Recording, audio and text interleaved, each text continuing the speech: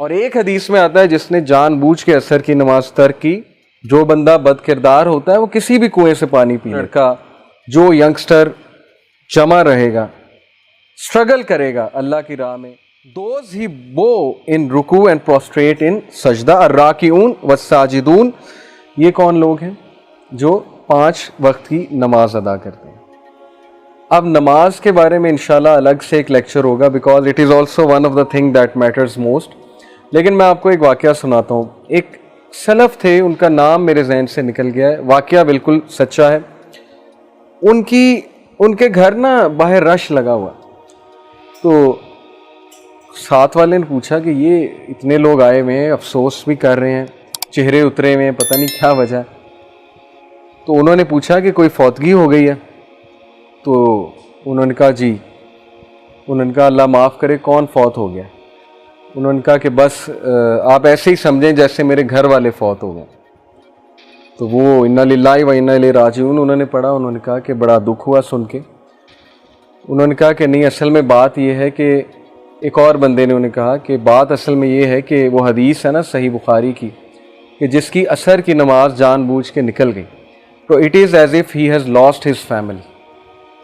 تو یہ ان کے دوست حضرات آئے ہوئے ہیں افسوس کرنے کے لیے ان کے ساتھ کہ آپ کی عصر کی نماز نکل کیسے گئی۔ اب یہ ہمارے لیے عجیب واقعہ ہے، ایسا کہاں ہوتا ہے؟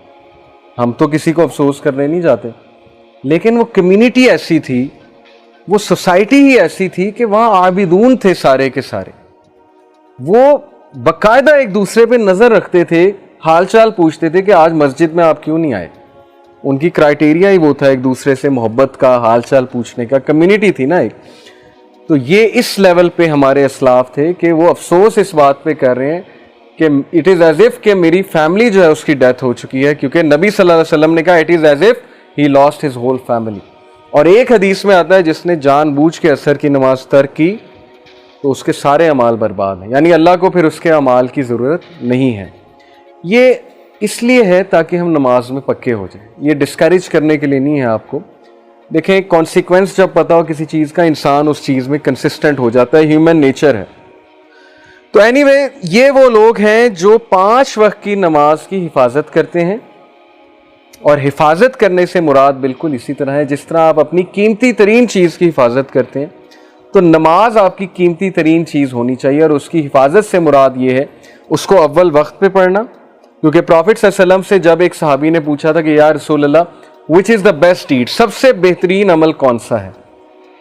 اب پروفٹ صلی اللہ علیہ وسلم یہ بھی کہہ سکتے تھے غریب کی مدد کرنا، یتیم کو کھانا کھلانا، کسی کے سر پہ ہاتھ رکھنا، کسی کو خوش کرنا، ہیومینٹی یہ بھی ہے، اس کا انکار تو نہیں ہے، لیکن یہ تو بہت بیسک ہے۔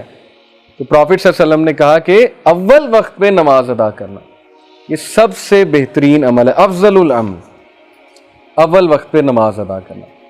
اور پھر پوچھا، پھر تو پروفٹ صلی اللہ علیہ وسلم نے کہا کہ جہاد ان دا وے آف اللہ کی راہ میں جہاد کرنا، سٹرگل کرنا، سٹرائیو کرنا۔ اور پھر پوچھا کہ اس کے بعد تو کہا being good to your parents, ماں باپ کے ساتھ حسن سلوک کرنا۔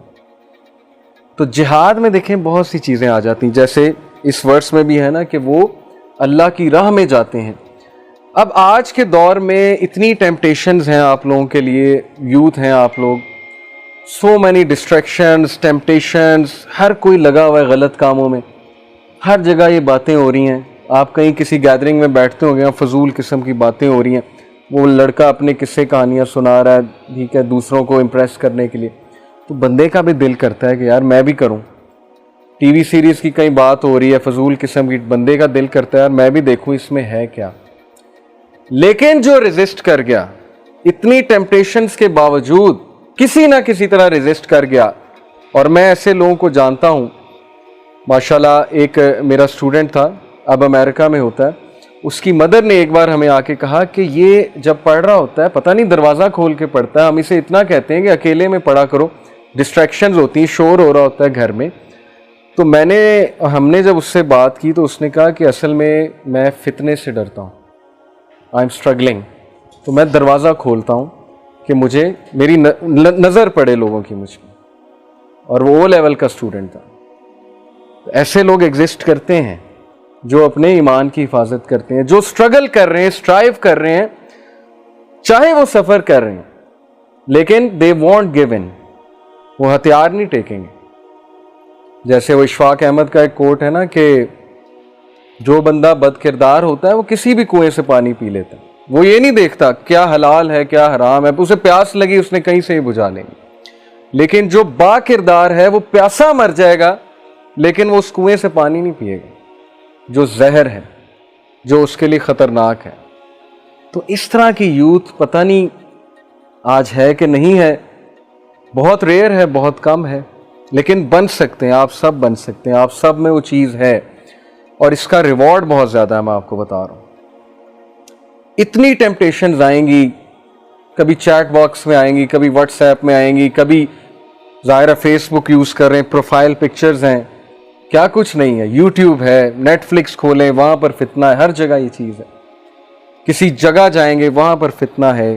اتنی ٹیمپٹیشنز کے باوجود بھی جو لڑکا, جو ینگسٹر جمع رہے گا, اسٹرگل کرے گا اللہ کی راہ میں, تو اسی کے بارے میں رسول اللہ صلی اللہ علیہ وسلم نے فرمایا کہ تمہارے بعد کچھ ایسے لوگ آنے والے ہیں جنہوں نے مجھے نہیں دیکھا, وہ مجھ پر ایمان لے کر آئے ہیں, اور وہ کوئی نیک عمل کریں گے تو تم سے 50 ٹائم زیادہ انہیں ریوارڈ ملے گا.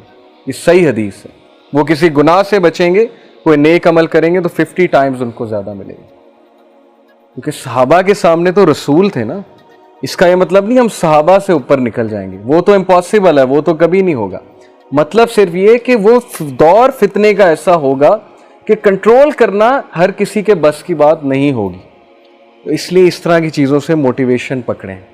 جو بندہ اللہ کے لیے حرام چھوڑے گا, اللہ تعالیٰ اس کے دل کو غنی کرے گا, اللہ تعالیٰ اس کو ریپلیس کرے گا ایسی چیز سے کہ وہ سوچ بھی نہیں سکتا. یہ ساری باتیں ایکسپیرینس شدہ بھی ہیں, لوگوں کی بتائی ہوئی ہیں, جیسے میں نے آپ کو کتنے ینگسٹرز کے بارے میں بتایا. وہ لوگ جو نماز کی حفاظت کرتے ہیں, رکوع اور سجدہ کرتے ہیں,